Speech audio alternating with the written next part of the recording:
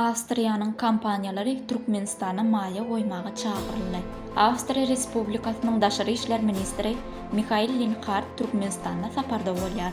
Odalam habar berişmedi ýaly Merkezi Aziýa ýurtlary boýunça sapar amala aşyran Awstriýanyň ministri Mihail Linhart öz ýurdunyň işewgir düzümlerini ýollaşylyk edip, Tewit ýurtlaryna iki taraply sowda ykdysady meseleleriň ýyljamlaşdyrylmagyna bagyşlanan meseleleriň giň toplumly aralyp maslahatlaşyldy.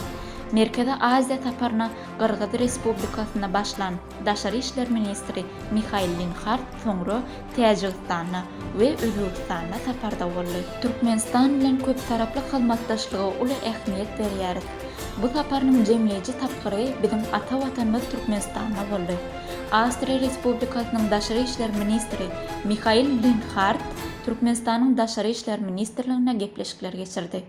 Türkmenistanyň ministrler kabinetiniň başlygynyň ornatary, Daşary işler ministri Raşid Meredow bilen Awstriýa Respublikasynyň Daşary işler ministri Mihail Linhartyň arasynda gepleşikler geçirildi.